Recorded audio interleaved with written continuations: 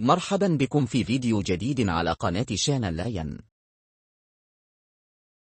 في هذا تجديد الاعتراف، لأنه فيه تغريدة سابقة لدونالد ترامب في العهدة الأولى وفي نهاية العهدة الأولى، أعتقد في ديسمبر بالضبط، قام بهذه التغريدة. كيف يمكن قراءة موقف الولايات المتحدة الأمريكية؟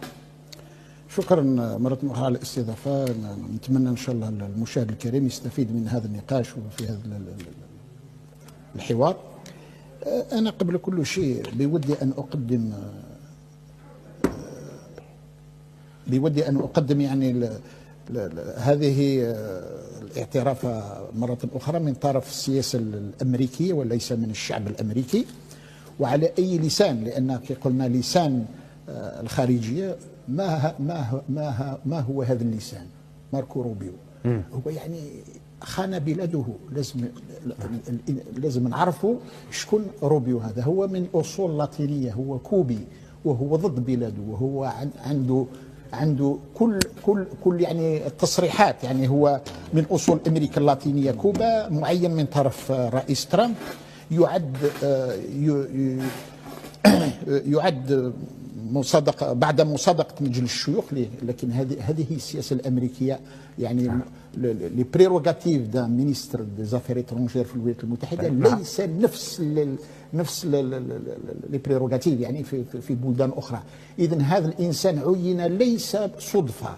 ماركو روبيو تقصد يعني؟ نعم، ماركو روبيو ما الصدفة، يعني ما عينوش ترامب وزير خارجية هكذا يعني بور لو بليزير، لأنه هو من بين هو كان سيناتور سابق على فكرة. كان سيناتور سابق وعنده مواقف متشددة ضد الدولة الجزائرية، ضد صح. إيران، وهو من بين الذين يؤيدون إبادة غزة، كل مواطني غزة.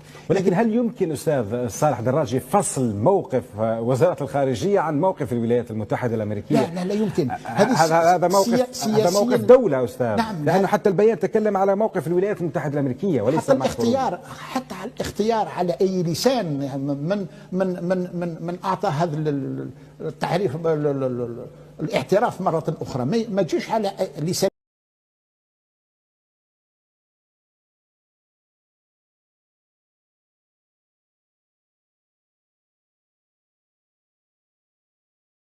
جدد السياسي الجمهوري جون ويلسون عضو لجنة العلاقات الخارجية في الكونغرس الأمريكي تأكيده على أن الحكم الذاتي تحت السيادة المغربية هو الحل الوحيد الممكن للنزاع المفتعل حول الصحراء المغربية. وكتب عضو الكونغرس الأمريكي جو ويلسون في تغريدة على حسابه الرسمي بمنصة أكس أنه سيقدم مشروع قانون لتصنيف جبهة البوليساريو الانفصالية كمنظمة إرهابية. وكان ويلسون وصف في تغريدة أخرى على حسابه الرسمي بمنصة أكس جبهة البوليساريو لانفصالية الإرهابيين، مشيدا في الوقت نفسه بالعلاقات المتينة بين الولايات المتحدة والمغرب وبالالتزام الأمريكي بدعم الاستقرار في الصحراء المغربية. وأشار النائب الجمهوري عن ولاية كارولينا الجنوبية إلى أن الميليشيات الانفصالية تشكل تهديدا للأمن الإقليمي، وأن الولايات المتحدة أو على الأقل جزءا من ممثلي مؤسساتها التشريعية تعتبر البوليساريو جماعة متطرفة.